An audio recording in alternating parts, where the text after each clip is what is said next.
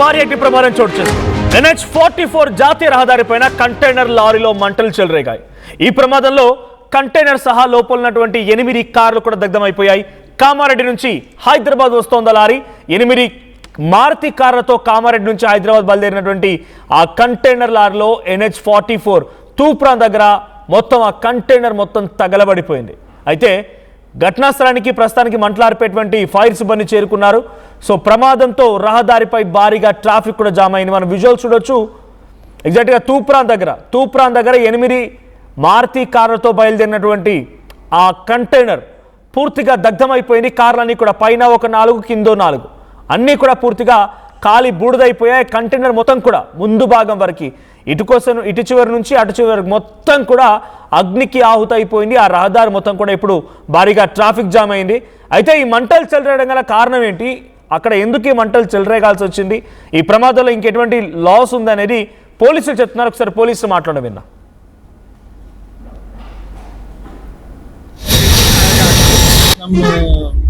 ఒంటి గంట సమయంలో అందాదా కొంచెం అటుగా నాగ్పూర్ నుంచి కాకినాడ వెళ్తున్న ట్రక్ 8 కార్లు తీసుకున్నారు. నాగలపల్లి బ్రిడ్జ్ పైన నేషనల్ హైవే 44 పైన నాగలపల్లి బ్రిడ్జ్ పైకి రాగానే యాక్సిడెంటల్ గా ఇటు వల్ల ఉంటుంది. ఈ ఫైర్ ఇన్ఫర్మేషన్ ఫైర్ సర్వీస్ వాళ్ళకు ఇన్ఫర్మేషన్ ఇవ్వడం జరిగింది. ఫైర్ సర్వీస్ వాళ్ళ నుంచి మంటలు ఆపడం జరిగింది. కొంత ట్రాఫిక్ జామ్ మంటలు ఆపేసి ట్రాఫిక్ కూడా క్లియర్ చేయడం జరిగింది. ఈ ఫైర్ యాక్సిడెంట్ సంబంధించి 8 కార్లు కూడా పూర్తిగా కామారెడ్డి నుంచి హైదరాబాద్ వస్తోంది కంటైనర్. దాంట్లో 8 మారుతి కార్లు ఉన్నాయి. అయితే తూప్రాన్ దగ్గరికి రాగానే NH44 పైనే నడి రోడ్డు పైన ఆ కంటైనర్ కాలి బూడిదైపోయింది. సో ఈ కంటైనర్ కావడానికి గల కారణం ఏంటి, మరిన్ని అప్డేట్స్ ప్రతినిధి మహేష్ అందిస్తారు. మహేష్, సో ఎందుకు కంటైనర్లో ఉన్న పలంగా ఎందుకు మంటలు అంటుకున్నాయి? అంటే బయట వేసవి ఎక్కువగా ఎండ ఉంది, లోపల షార్ట్ సర్క్యూట్ జరిగిందా, ఇంకేదైనా బ్లాస్ట్ అయిందా, లోపల కార్లో నుంచి ఇంకేదైనా ఒక నిప్పురవ రాజుకొని ఇంతటి ప్రమాదానికి కారణమైంది? అప్డేట్స్ ఏంటి? ఈ నడి రోడ్డు పైన కంటైనర్ కావడానికి గల కారణం ఏంటి? ఖచ్చితంగా మనది ఇప్పటికీ మనం చూసుకోవచ్చు, మెదక్ జిల్లాలో భారీ అగ్ని ప్రమాదం చోటు చేస్తుందని చెప్పుకోవచ్చు. ఎందుకంటే మెదక్ జిల్లా తూప్రాన్ 44వ జాతీయ రహదారి బైపాస్ రోడ్ లో గల నాగులపల్లి బ్రిడ్జ్ వద్ద మధ్యాహ్నం 1 గంట సమయంలో ఒక్కసారిగా మంటలు చెలరేగిన పరిస్థితి. ఎందుకంటే ఈ యొక్క ఏదైతే ఉందో కంటైనర్, ఇది సంబంధించిన మనం చూసుకోవచ్చు, అంటే నాగ్పూర్ నుంచి కాకినాడ వెళ్తున్న కంటైనర్ గా చెప్పుకోవచ్చు. ఎందుకంటే చాలా దూరం నుంచి వస్తుంది, అంటే వేడి ఎక్కువగా వచ్చి ఆ నిప్పురవ్వలు లేచి అందులో పడడం వల్లే ఇటువంటి సంఘటన చోటు చేసుకుందని తెలుస్తుంది. అక్కడ చూసుకున్నట్టయితే నిజామాబాద్ వైపు నుండి హైదరాబాద్ వెళ్తున్న కంటైనర్ లారీలో మొదట క్యాబిన్ నుండి మంటలు చెలరేగాయి. మంటలు పూర్తిగా వ్యాపించి కంటైనర్ లారీకి అంటుకోవడంతో పెద్ద ఎత్తున మంటలు వ్యాపించాయి. కంటైనర్ లారీలో ఉన్నటువంటి 8 కార్లు కూడా అగ్నికి హావుతయ్యాయి. రామాయంపేట నుండి ఫైర్ ఇంజన్ వచ్చేలోపు పూర్తిగా కార్లు ఖాళీ బూడిదయ్యాయని చెప్పుకోవచ్చు. ఎందుకంటే ఇటువంటి సంఘటన చూస్తుంటే మెదక్ జిల్లాలో ఇటువంటి మొట్టమొదటిసారిగా చెప్పుకోవచ్చు. ఎందుకంటే 45 డిగ్రీల యొక్క ఉష్ణోగ్రతలు ఎక్కువ ఉన్న తరుణంలో వీళ్ళు లాంగ్ నుంచి వస్తున్నారు. ఇక్కడ నాగ్పూర్ నుంచి కాకినాడ వెళ్ళాలంటే మార్గ మధ్యలో హైవే ఉన్నటువంటి తూప్రాన్ పరిసర ప్రాంతాల్లో ఇటువంటి సంఘటన చోటు చేసుకోవడాన్ని ఖచ్చితంగా ఇది ఒక అంటే ఇబ్బందికరమని చెప్పుకోవచ్చు. ఎందుకంటే ఈ కంటైనర్లకు సంబంధించి ఎండమేడి ఎక్కువగా ఉండడము, ఇటువంటి సంఘటన చూస్తుంటే ఆ యొక్క వేడి యొక్క మెరుగులు అనేది అందులో పడడం వల్ల ఈ యొక్క ఆవుతైనట్టు మనకు తెలుస్తుంది. ఏది ఏమైనప్పటికీ మెదక్ జిల్లాలో ఇటువంటి సంఘటన చోటు చేసుకుని మొదటిసారిగా చెప్పుకోవచ్చు. 8 కార్లు కూడా గాలి బూడిదైనట్టు మనకు తెలుస్తుంది. మనోజ్, మహేష్, అంటే అక్కడ ఆ కంటైనర్లో వెళ్తున్నటువంటి వాహనాన్ని నడిపే డ్రైవర్ కానీ ఇంకెవరికైనా గాయాలయ్యా, వాళ్ళ పరిస్థితి ఎలా ఉంది? ఖచ్చితంగా మనది ఇప్పటికే మంటలు వ్యాపించగానే డ్రైవర్ ఎప్పుడు కూడా అప్రమత్తమవుతుంటాడు. ఎందుకంటే ఇటువంటి సంఘటన చూసుకుంటుంటే ఈ యొక్క బూడిద అయిన సందర్భాలు చూస్తుంటే మంటలు వ్యాపిస్తున్న సందర్భంలో ఉన్నటువంటి క్లీనర్ కావచ్చు, డ్రైవర్ ఇద్దరు కూడా అక్కడ నుంచి లారీ నుంచి దూకారు. వెంటనే రామాయంపేట సంబంధించిన ఫైర్ ఇంజన్ కూడా సమాచారం ఇచ్చారు.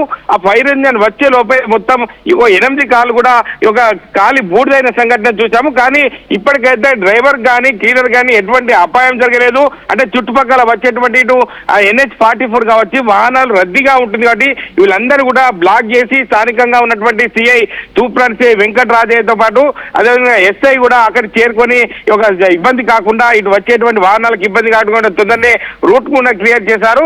ఏది ఏమన్నప్పుడు ఇటువంటి సంఘటన చూస్తుంటే 8 కార్లు కాబట్టి ఖచ్చితంగా ఇటువంటి సంఘటన ఎవరు కూడా అంటే జీర్ణించుకోలేరు. ఎందుకంటే ఇటువంటి సంఘటన చూస్తుంటే 8 కార్లు గాలి బూడిదవడాన్ని అక్కడ చూస్తుంటే అందరూ స్థానికులు అక్కడ చేరుకున్న సందర్భంలో అక్కడ చూసిన పరిస్థితులను బట్టి చూస్తుంటే ఒక్కటేసారి మంటలు వ్యాపించడం ఆ విజువల్స్ లో మనం చూడొచ్చు.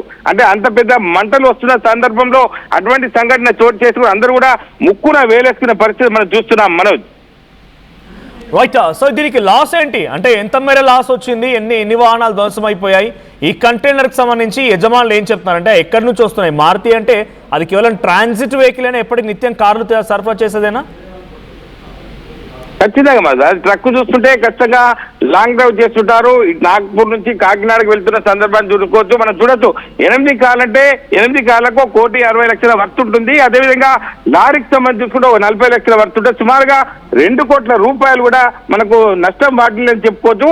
ఏది ఏమైనా అక్కడ సంబంధించిన తూప్రాన్ సిఐ వెంటనే అప్రమత్తమై అక్కడ చేరుకొని రామాయంపేట ఫైర్ ఇంజన్ తో కూడా మాంటర్లు ఆర్పడం జరిగింది. అదే స్థానిక ఎస్ఐ గంగరాజు కావచ్చు, వీళ్ళందరూ కూడా పోలీసులు కట్టుదిట్టంగా అక్కడ ఏర్పాటు చేసి ఆ యొక్క మంటలను ఆర్పణ పరుస్తుంది. ఇటువంటి సంఘటన చూస్తుంటే అక్కడ భారీ నష్టంగా చెప్పుకోవచ్చు మనోజ్. Thank you Mahesh. మొత్తంగా తూప్రాన్ NH44 పైన ఓ కంటైనర్ అగ్ని ప్రమాదానికి గురైంది. పూర్తిగా అగ్నికి ఆవుతైపోయి బూడదైపోయింది. అది కామారెడ్డి నుంచి హైదరాబాద్ వైపుగా వస్తుంది. 8 మారుతి కార్లు దాంట్లో వెళ్తూ ఉన్నాయి. సో మడి రోడ్డు పైన కంటైనర్ వెళ్తూ ఉన్న సమయంలో ఒకసారిగా క్యాబిన్లో నుంచి చిన్నగా మంటలు చెలరేగి ఆ కంటైనర్ మొత్తం వ్యాపించాయి. 8 కార్లు అండ్ కంటైనర్ పూర్తిగా ధ్వంసం అయిపోయింది. సుమారుగా 2 కోట్ల పైబడి నష్టం వాటిని తెలుస్తుంది. అయితే చాలా దూరం ప్రయాణించడం, అట్ ద సేమ్ టైం మండు టెండలు ఉన్నాయి, వేసవికాలం, చిన్న స్పార్కిల్ కూడా చాలా పెద్ద ప్రమాదానికి కారణమవుతుంటుంది. సో అటువంటి ప్రమాదం ఇక్కడ కూడా జరిగింది. NH44 మొత్తం కూడా ఇప్పుడు ఈ మంటల కారణంగా బ్లాక్ అయింది. చాలా భారీగా ట్రాఫిక్ జామ్ కూడా అయింది. అక్కడికి చేరుకున్న 3 ఫైర్ ఇంజన్లు ఆ మంటలను ఆర్పే ప్రయత్నం చేస్తున్నాయి. మంటలు పూర్తిగా కూడా ఆర్పడానికి చాలా తీవ్రంగా శ్రమిస్తున్నారు. సో పోలీసు అక్కడికి చేరుకున్నారు. ట్రాఫిక్ ని దారి మళ్లించడంతో పాటుగా సంఘటన పైన పోలీసు కూడా మాట్లాడుకొచ్చారు. వారు ఏం మాట్లాడారో చూద్దాం.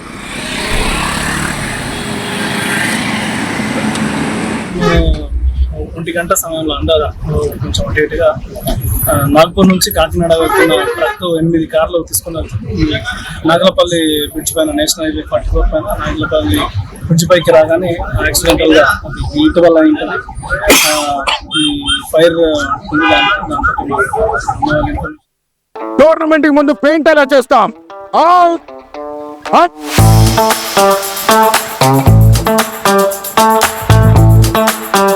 ప్లాన్ అయితే చాలా బాగుంది సార్, స్టేడియం పరిస్థితి చూడండి.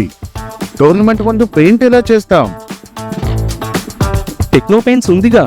Techno paints, township, dam, stadium లేదా మనీళ్ళు, పెయింట్స్ నుంచి పెయింటింగ్ వరకు పూర్తి సొల్యూషన్ కావాలంటే మేమున్నాం.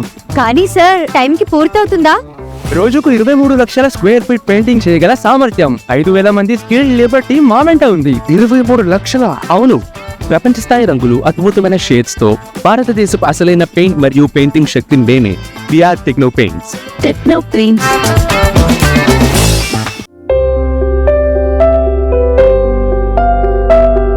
చిన్న చిన్న ఆనందాలు 35 ఏళ్లుగా నా జీవితంలో లేవు. 35 ఏళ్లుగా నేను డైపర్లలో బ్రతికాను. 6 సెంటీమీటర్ల ఫిస్టులా నా మూత్రాశయంలో లీక్ కారణమైంది. ఎవరూ నాకు సహాయం చేయలేకపోయారు. AINUలో వైద్యులను కలిసే వరకు. అక్కడ వారు రోబోటిక్ శస్త్రచికిత్సతో నాకు పరిష్కారం ఇచ్చారు. వారు నా ఆత్మవిశ్వాసాన్ని కూడా తిరిగిచ్చారు. Precision care makes it possible. The Center for Robotic Surgery at AINU.